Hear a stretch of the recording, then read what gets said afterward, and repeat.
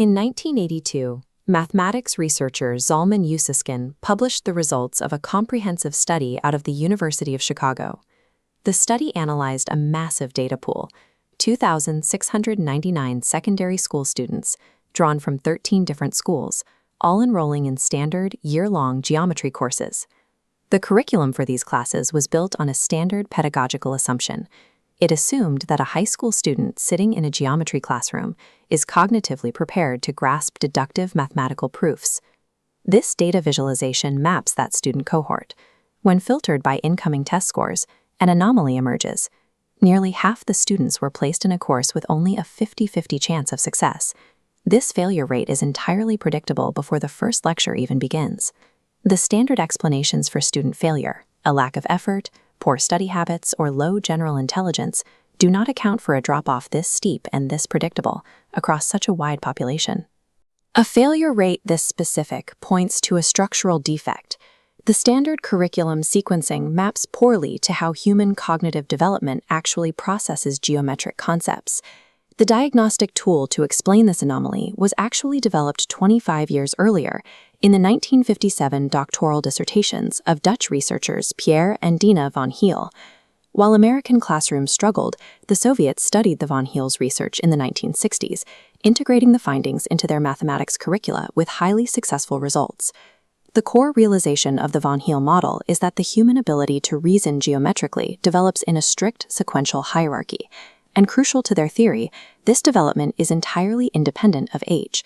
This directly contrasts with standard Piagetian theories of age-dependent cognitive development. Under the Van Heel model, a high school junior might possess the geometric reasoning of a kindergartner, simply lacking the specific experiences required to advance. Pierre Van Heel noticed that students hit cognitive plateaus. Their understanding simply halts at a specific level, unless a teacher guides them through carefully structured instructional experiences to push them to the next tier. When students stall on these lower plateaus, a hidden consequence emerges. A complete semantic disconnect forms between the instructor and the classroom.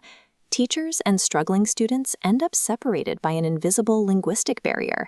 The teacher is delivering mathematically accurate instruction, but to the student, the words are completely incomprehensible. We can see exactly where this breakdown happens by looking at the architecture of the Van Heel model. This diagram outlines a 5-tier hierarchy of geometric reasoning, beginning at the bottom with level 0. Level 0 is visualization. At this baseline stage, the mind judges shapes purely by their holistic, physical appearance. A student at this level relies on matching mathematical concepts to real-world visual prototypes. They categorize a shape as a rectangle strictly because it looks like a door or a box. The critical flaw at level 0 is rigid pattern matching. If a shape doesn't closely match the established prototype, the brain rejects it. Show a level 0 student a thin, wedge-like triangle with sides 1, 20, and 20, and their brain bounces it back. It doesn't look enough like the equilateral prototype, so to them it is not a triangle. Take a standard square and rotate it 45 degrees. A level 0 thinker categorizes it entirely separately as a diamond. The orientation changes the holistic appearance, so it becomes a different object. With enough exposure, a student moves up to level 1, analysis. At this stage, shapes transform into a collection of specific properties, like the number of congruent sides or the measure of diagonals. A level 1 student correctly understands the parts of the whole. They can look at a square and identify that it has 4 equal sides and perpendicular diagonals. But a major limitation remains. The mind processes these properties in complete isolation from one another. Because they cannot see how properties relate, they assume geometric categories cannot overlap. A level 1 student will firmly insist that a square is distinct from and cannot possibly be a rectangle. At levels 0 and 1, the student perceives geometry as a collection of isolated physical objects. They are entirely blind to the unified, logical mathematical system operating beneath the surface. Moving up to level 2, abstraction, represents the absolute minimum cognitive threshold required to survive secondary school geometry. This is where the cognitive leap happens. Properties are finally ordered in the mind. The student starts connecting the dots, seeing how possessing one set of properties implies another. With relational thinking active, the overlap makes sense. The student now understands exactly why all squares are a special type of rectangle, based purely on their shared mathematical traits. They begin to grasp the concept of necessary and sufficient conditions, allowing them to write concise, accurate definitions for shapes without relying on visuals. They can execute informal deductions. They can reason that because isosceles triangles are symmetric, their base angles must be equal. However, Level 2 still has hard limits. The student cannot yet grasp the intrinsic meaning of formal axioms, and they lack the cognitive architecture to follow a complex, multi-step deductive proof. Level 2 is the strict prerequisite for a proof-oriented curriculum. But as the UPSC data proved, a massive portion of American high schoolers arrive in class without having crossed this threshold.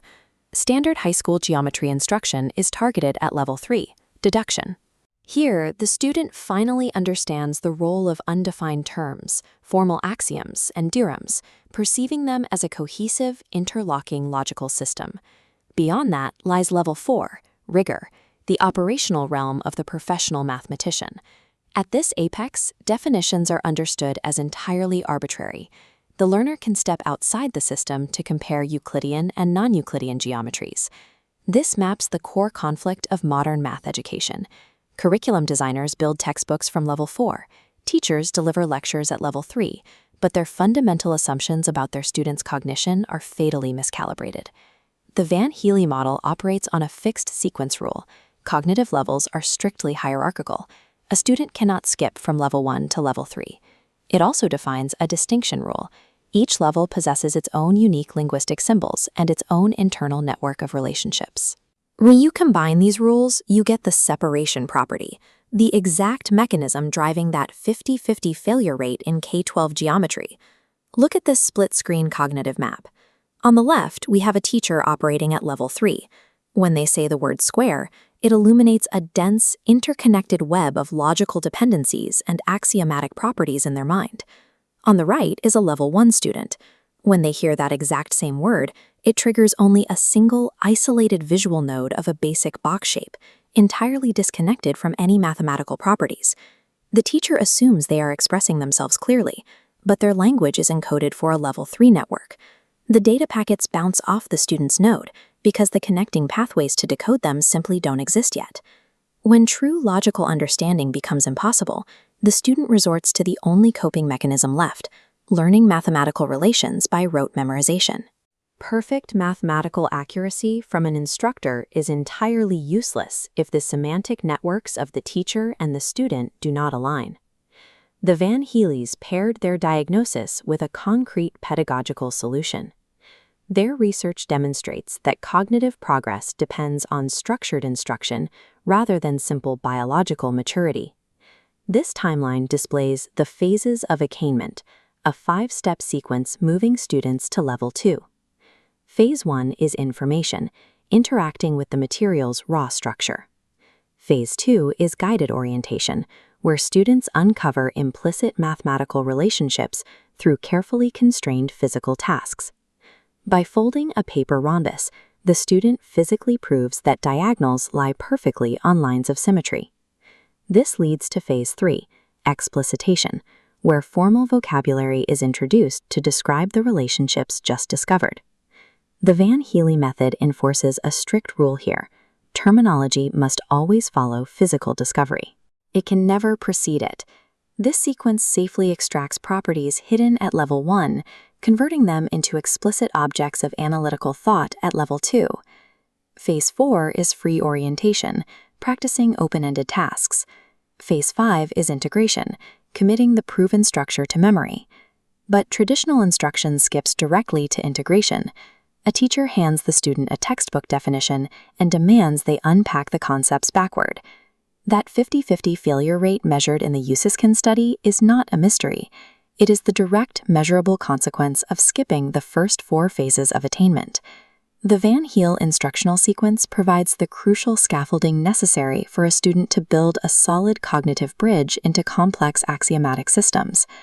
Geometry is often the first time a human mind is asked to step out of the physical world and operate within a purely deductive reality. By restructuring K-12 instruction around the Van Heel cognitive phases, we can stop demanding students memorize what to see and finally start teaching them how to look.